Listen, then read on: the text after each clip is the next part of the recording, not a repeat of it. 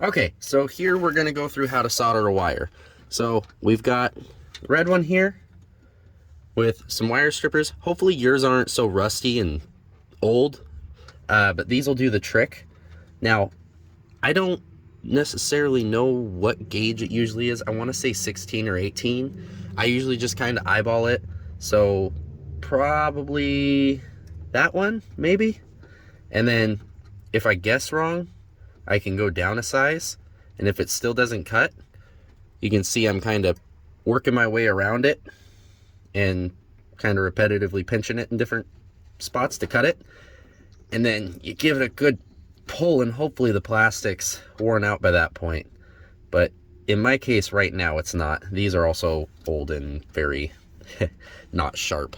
So we're going to just kind of twist and score it a little more. And there we go. You see how that pulled off?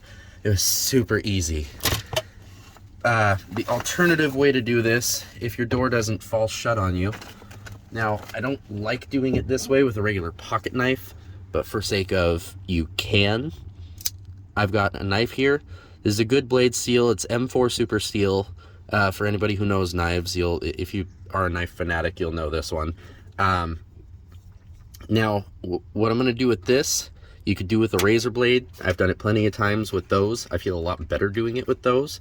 But for sake of showing options in case you don't have wire strippers, you're just going to kind of peel it like that, almost like you're whittling it off. You're going to be really gentle with it because you don't want to score the wire at all. You just want to kind of get that rubber outer coating peeled back so it's thin enough that you can come through. Now, I should be able to just pinch it like this and pull it straight off. See how easy that was? That actually wasn't bad. So if you don't have a good set of wire strippers and you have a pocket knife, you can do that to strip your wires. Okay, so up a little closer, we've got our wire. I'm going to peel it back just a little farther, but it's the same process. You want to, wow, that's a lot harder when you're already missing the bit off the front. Just pull it up to there, and you just gently kind of peel it back. You don't want to cut the copper of the wire. You just want to get the plastic coating off the outside. So you're going to just kind of go like that a few times until you've got it fairly close all around. It's almost like whittling, although I've never done whittling, so I can't really say that. And then you can just pinch and pull. Now this is the part I always forget about. I'm glad I remembered just in time. I like to use heat shrink tubing. I got this whole box at, I believe, AutoZone or O'Reilly's. Those are the two I usually end up going to. Got this whole box for like $10, I think. It's got a bunch of different sizes. It all works the same. But all it is, as the name implies, you get it hot and the tube shrinks. I had silicone coating that actually makes the seal between these waterproof. Goes back to my regular scheduled broadcast, though, of I don't know what I did with it, so I'm just using these. Just these should be perfectly fine. If I've got water in the door, I've got bigger problems than the speaker wire. But all we're going to do for this right now is I'm going to, now that I already splayed the ends of these, I'm just going to pinch them back together and put the heat shrink tubing up here out of the way where it won't get hot while I'm soldering. And then I can go back to splaying my wire the way I did before. I'm going to do the same thing on the other side and be right back. So now there's a ton of ways of doing this part. I've seen a couple different ways of splicing these. So first off, you want the wire with the black stripe to go to your black, that'd be the ground wire. So you can see that stripe on there. That means these go together. Now, the main way I've seen everybody in the world say to do this, you cross those like that, you twist them around into each other, and hopefully that kind of locks them in place a bit. So we just kind of go like that. So they're contacting. That's supposed to be a strong bond. What I've started doing recently that seems to work really well for me, I'll actually splay the ends out. So we get those kind of out all over the place and kind of try to get them in a vague circular shape. So that's less of a circle and more of a straight line. Get them in a vague circular shape. Do the same thing with these. And then I just put them straight into each other and then do the twisty method. That seems to work better for me.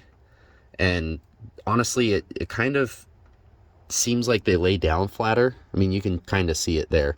It kind of seems like they lay down flatter and it just looks neater. So that's the way I like to do it. But the crisscross method does work. I've done that for years. That works just fine. Another way I've seen of doing it, I'm trying to think. I know there was a third method. I don't remember what it was. Now, I haven't really looked at how other people go and splice a third wire into stuff like this. For right now, my best method is I have the wires splayed just like the other two. I'm just going to bring them around and then kind of twist them. I know it's not as elegant looking as the two wires, but it was probably never going to be. Oh, let me just try to unweave these. Pull them out decently. Do the same thing here.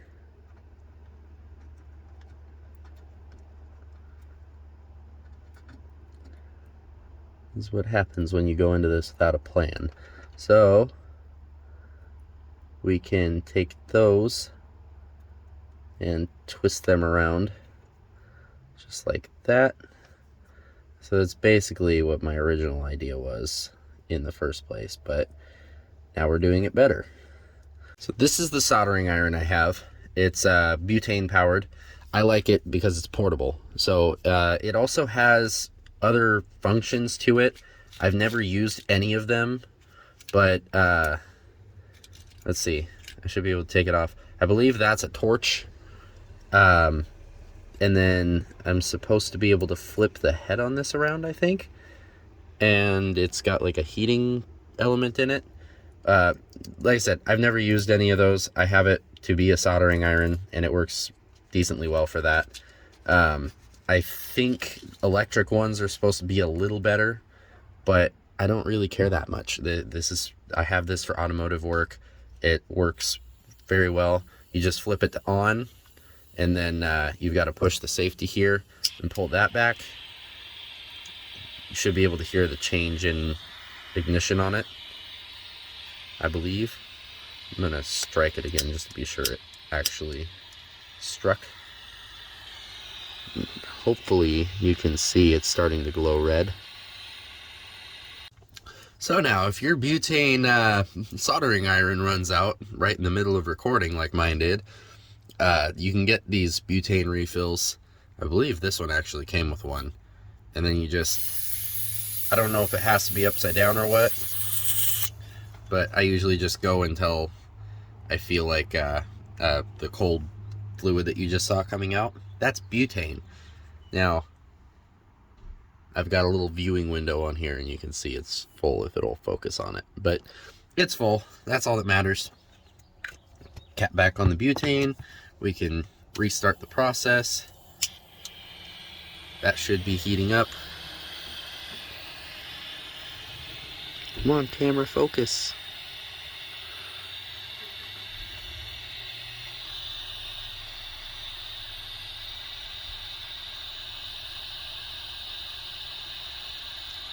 So that should be getting hot. Well, while it heats up, we've got our rosin core solder that I was talking about. I believe, if I remember right, the rosin core is like a waxy substance that kind of coats your wires like a secondary prevention. I could be wrong. If I am, please correct me in the comments. But yeah, we got the solder, we got the iron, we're about ready to start.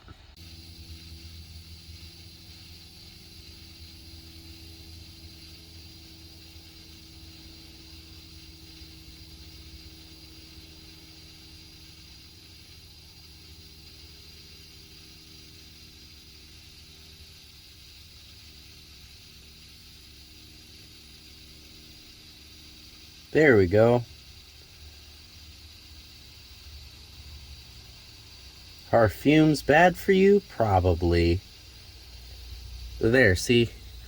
I don't know how easy it was to see in the video, but it's ran right through all the copper fibers and everything.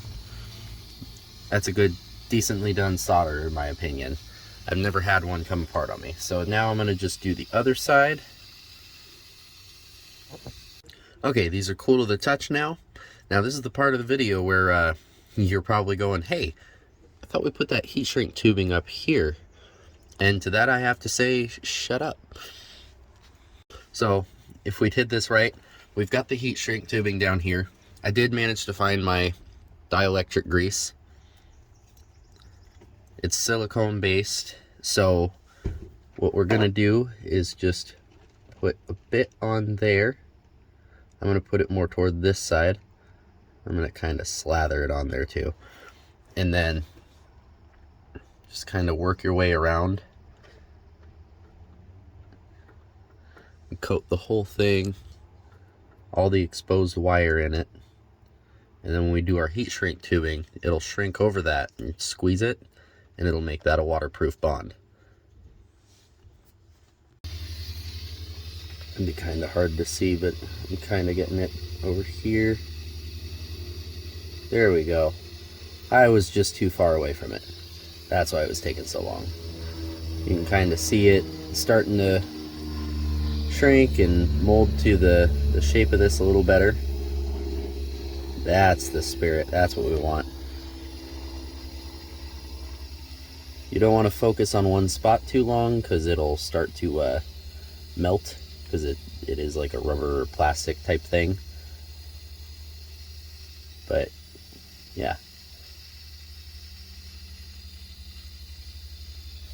that there though is a very good clean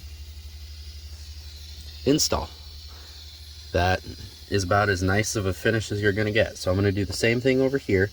This time I'm gonna do it right though and start in the middle and work my way out to the sides from there. So that's the way I should have just honestly done it to begin with. So we're just gonna kind of gently work our way down without damaging it too much. Hopefully not at all, but I keep my standards low. So just get you nice and hot.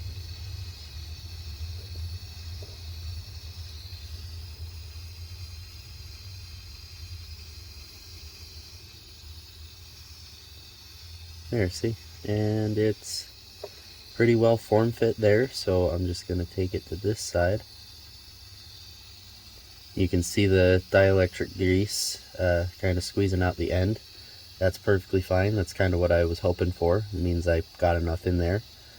Hopefully that seam is waterproof now. And that's the most right way I can think to do that. Yeah, I'm happy with it. So yeah, that's how you solder wires. I hope you liked the video. If you want any more tips or suggestions, let me know. If you have tips for me, throw them in the comments below, because I'm always excited to learn different ways of doing stuff like this. But I'm gonna go back to the video I was working on before. See you later. Bye.